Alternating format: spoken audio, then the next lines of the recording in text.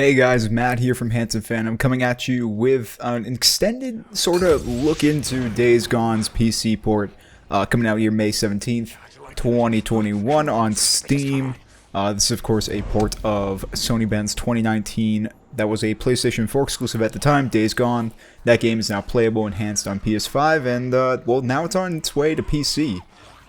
So it's great to have it here. We were provided this game by PlayStation, hashtag game provided by PlayStation. Thank you so much Sony PR for giving us the opportunity to check out Days Gone. And I think it was actually very important. So when Days Gone first came out in 2019, I didn't think much of it. It kind of seemed like Last of Us, again, mixed with a little bit of Sons of Anarchy aesthetic. And with like the couple hours I ended up putting into the game, I wasn't too impressed.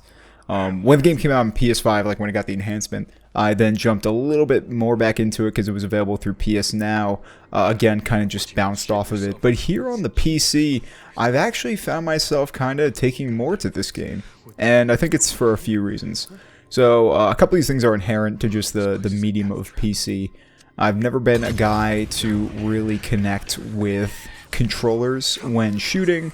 I've always really enjoyed the point-and-click nature of PC controls. So, obviously you don't need aim assist on the PC, and it's much easier to click heads. Some people might think, like, I don't know, like, if this would make the game too easy. I don't think it's too much of a big deal, as Days Gone, like, the combat isn't really the main focus or intensity of the game. It's just, like, a means to the end. In Days Gone, you're really exploring this world, tracking down, finding things, crafting, and just taking in all the wilderness that the game has to offer, which is beautiful. Again, on the PS4, I didn't really connect with Days Gone art style, and even on the PS5, it was 4K, 60 at an upres, so it was checkerboard. But here, I'm able to play in like a native 1440p at about 80 frames per second high on my RTX 2070 Super, and I'm really appreciating it. Now, I know a lot of people say checkerboarding is very close to native, but there's something about it here where I don't know. It's popping to me more. I'm getting it. And that's a thing. You have to get Days Gone. This is not in the same league as a Last of Us or an Uncharted or a God of War or things like, I don't know, like a Ghost of Tsushima. This is a B-tier game. It is almost, to me, it comes across like almost like a B movie, which makes sense based on like its theme of having zombies, but known as freakers, which is very dumb. It's very dumb, like just they are zombies. Just call them zombies. It doesn't make the game any more interesting by just giving them a silly little name. Anyways, also you have a friend named Boozer, which I still find hysterical. It's weird. It's a little pastiche. The game, like the story is very cliche. Searching for Deacon's wife who was left behind. That is not a spoiler. That happens in the first 5 minutes of the game. I don't think like you don't go into this like expecting the world. This is something where you're going to laugh at it, honestly. Like, any serious parts, you might laugh at it, which is kind of what I was taking away from it. It's a little melodramatic. I don't think Ben's vision came out the way they were intending, but now it's kind of taken on this second life as just a little bit hysterical, and it's fun. So, the shooting mechanics are not too involved. You're really just holding down and just blasting away. Although you do have to be careful with your ammo conservation. And you're driving your sick motorbike up and down. You gotta careful with your revs because otherwise you gotta go find gas, which happened to me a few times. I was just stranded without gas because I don't take these things too seriously. Otherwise you gotta walk your bike to find the next fuel source. But it is fun. So you don't want to rev your bike when you're going downhills. You rather just coast, and you have this amount of control over this bike, which is fun, and you can hit zombies on the way. As you can see in this gameplay, I was also fighting wolves. It's cool. There is nature. It does feel like a living world. It's interesting because it feels like this would be a revolutionary game if it came out in maybe 2013. And then Days Gone feels like maybe someone just left in the oven, but they turned the oven off, and they're like, shoot, I left in Days Gone. That was supposed to be ordered 7 years ago, and now here, look at it. It's a little cold, but you know it's still eatable. You reheat it back up in the microwave. That's really what I'm getting from this game, and if you want it, that's what you're gonna get. You're getting sort of a very collectible, open world style. Just go do whatever missions. It's gonna take you time. This is a game you can sink time into. Yeah, I mean you have to know what you want. It's sort of I was getting very much the same vibes that I get when I play Far Cry for 3 hours and then realize, oh yeah, I don't actually like Far Cry games. So Days Gone gave me that same kind of thing. Although I can appreciate that the game is well put together.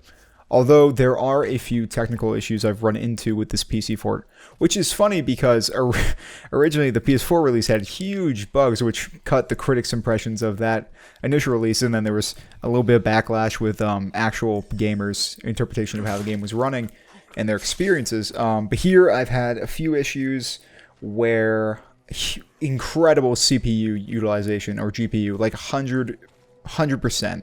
It was wild. I'm not even running this game. I had to knock it down to 1080p. My system is pretty good. It's a i7 9700K and a RTX 2070 Super. Running this game at 1440p, 80 frames per second. It shouldn't be hitting like 100% CPU or 100% my GPU. It doesn't seem like it's optimized per se, but the game, like, it runs. I'm getting hitching. I've had a few little glitches of like stuttering, like so there might be a frame pacing thing. Otherwise, I've had Deacon just, the computer takes control of him, just runs him into a wall during cutscenes. Nothing too crazy besides that. I haven't had anything game-breaking besides just the few times that utilization, the game just slowed to a halt. You do have the graphics menu, which is pretty good. The only thing you're really missing is a dynamic res option, which would have been really cool to see, seeing as Days Gone you think would be an easier port, as it is a Unreal Engine game. So Decima, which they brought over for Horizon Zero Dawn, but also Hideo Kojima's Death Stranding, that game ran pretty well on PCs. Well, the Horizon needed a little bit of a patching, but it's kind of weird to see Days Gone not have extra features. I would think a dynamic res would be there, and it's a little sad that it's not. Because you would assume it's because they have like a native solution on PlayStation platforms, and they didn't want to bring that over. And then they also just didn't implement any other dynamic res system. Otherwise, like this game, I think you just, as long as you're aware of what you're getting into with Days Gone. I've only spent a few hours with it again this time. It held my attention for longer, but this isn't a game I'm going to continue playing. I don't see myself seeing it to the end, and that's why this is not a review. It's just me telling you what is to be expected in this PC port. If you have never played this game before, I would say maybe check it out if it goes on sale in a little bit. I would not pay a full $50 for this game. I would pay maybe max like 20, 15 bucks. But that's me. So if you personally are connecting with everything you've seen, everything you've heard, jump into it. Hopefully you don't experience any of the same issues I have. Maybe wait for a patch at least, or see what's going on, because I wasn't able to corroborate my issues with any other reviewers. Although we did talk about just general, maybe a little bit of unoptimization. But you know, I would just maybe take a hot sec before jumping in. But if you feel like it's $50 to you, then maybe go for it.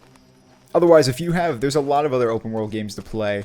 So if you're not really jumping into the aesthetic and the feel of Days Gone, I don't see a need for you to pick this over any other game. It is weirdly unique and also supremely generic at the same time. This game is truly an enigma. I think it bodes well for future Sony releases if they just keep getting better.